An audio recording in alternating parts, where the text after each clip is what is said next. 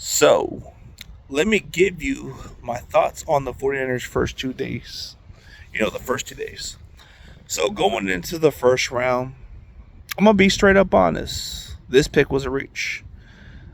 Like, why would you get a receiver who wasn't even ranked in that category? The first thing when you think about wide receivers like that is he would have been available later, but instead you want to get him.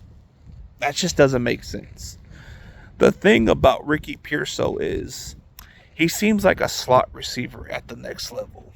He does have return ability skills, which is a plus. But the problem is when you draft a player like that, you're supposed to get a guy that's supposed to be an impact player, not somebody who's going to be your backup, not somebody who's just going to be on the bench. Because when you draft somebody in the first round, they're supposed to contribute. This is why I'm giving it a C, because it's head scratching. He just doesn't seem like the kind of player that you can count on, because now you look at the receiving core. Deebo Samuel, Brandon Ayuk, Juwan Jennings. You look at the rest of the receiving group. On paper, it looks nice. But what kind of role is Ricky Pearsall going to have? Is he going to return kicks? Is he going to have some involvement into this offense? Or is he going to be kind of like what Danny Gray is on the fucking doghouse or on the bench? This is a wasted pick, in my opinion, because it just doesn't make sense. If you have your weapons, there wasn't quite a need there, But you just went kind of suspect on that pick. But I'm hoping this pick pans out. So I'm giving it a C for now. It's like, I watch his film and his highlight. He would be a great slot receiver. I think he would be a fantastic slot receiver at the next level. But he does have versatility. He is a very reliable receiver. But he's just not the kind of pick that just tells me, oh, this guy's going to be a day one starter. No, it just doesn't tell me that. Because if that's the case, you would have just traded Deebo Samuel no matter what. But to me, they just wanted to make sure that in case it doesn't work out, they can at least get this guy. But I don't think he's going to be a starter. That's the thing. When you draft somebody in the first round, they're supposed to be playing. That's how I look at it. So that's just either here or then.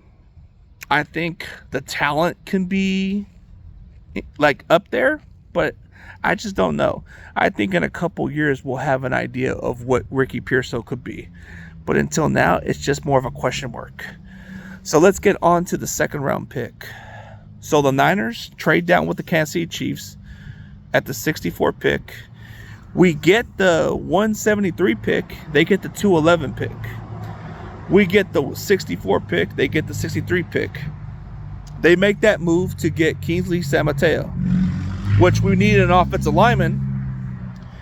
But instead, we decided to go get a cornerback. The last time the Niners have drafted a cornerback in the second round was Shante Spencer. This was probably the rarest time we've ever drafted a cornerback that high. But the question was, why did it have to be Ronaldo Green? There was TJ Tampa, who to me was by far the best available shutdown corner in the draft. But instead, we take Ronaldo Green, who to me is he's a pretty damn good cornerback. I'm not going to lie. What he did against LSU, that's damn good tape. He's aggressive. He's physical. That's what we like. And he's a kind of guy that will just get better. His coverage, he's a sticky guy in coverage. He's very aggressive. But the red flag, in my opinion, is he is the most penalized cornerback in college football the last 2 years. So that's a red flag. But is it coachable? Yes. Overall, there is potential. There is potential he can be a top 5 in the next level for the NFL. If the Niners coach him the right way, this guy has the ability to be a Pro Bowl cornerback. I think he would be a top 5 easily if we coach him the right way. The talent's there. He fits exactly how we run our defense. So I'm not like upset about this pick. I'm not like excited about this pick, but I gotta say a solid B to me is more like, I can live with that pick. It wasn't a reach because the value was there.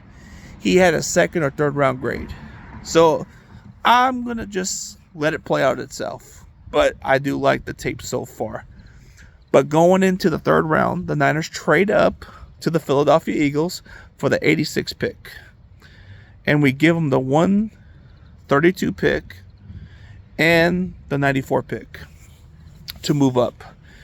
Instead, what happened last year in Philadelphia, we made their head of security get 86 out the building. But instead, we make that move to acquire our own version of Big Dom. This Big Dom is one of the best offensive linemen in football that nobody's talking about. This guy can play anywhere in the offensive line. Like over 1,600 snaps, he hasn't given up a single sack, which is impressive. So ever since he's came to Kansas in the last 2 seasons, he is the most dominant offensive lineman in football. He can play left tackle, right guard, left guard, or center. There's versatility there. So he is a guy that's willing to do whatever it takes to win. This guy has a good trait. Like, he is a good guy. He focuses on his assignments. He's a good run blocker, a very solid pass blocker for sure, and he does the extra. What you see in his film it's outstanding. It's crazy that he slid to the third round.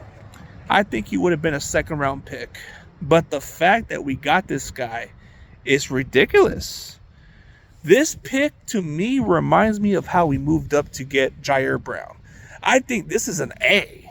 Like, honestly, we finally addressed a position we needed to protect Brock Purdy. If you're going to invest into your franchise quarterback, you got to protect your quarterback at all costs. Dominic Puny, that's an interesting pick. This is a guy that can do the dirty work. And I feel comfortable with this guy being our starter over a guy like Jake Brendo or Spencer Burford or McKivitz. I don't care where they put the guy at. I feel like he would fit just right in with this team. So I do like the pick. I think out of all those 3 picks, I like the Dominic Puny pick better. In my orders, Dominic Puny to me is a slam dunk pick.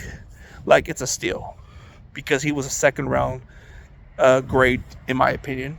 I felt like he would be a day 1 starter for sure, but I think he would be a damn good replacement for Aaron Banks if Aaron Banks leaves next year. That would be the perfect replacement for that situation. That would be the worst case scenario, that he would just be redshirt and replace Banks next year. If we let Banks go in free agency, that would be the perfect option. But best case scenario is he can beat out McKivitz for the right tackle spot, or win that right guard spot. It's one of those best case scenarios. But I think he would be just a damn good pick in my opinion. Like, he would be a good piece on that offensive line.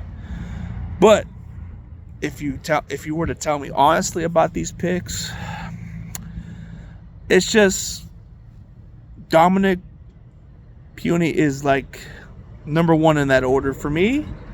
Ronaldo Green is a number 2, because it's not that I don't like the pick, but I'm okay with that pick. That pick is like, I can see potential and I can see why we got him.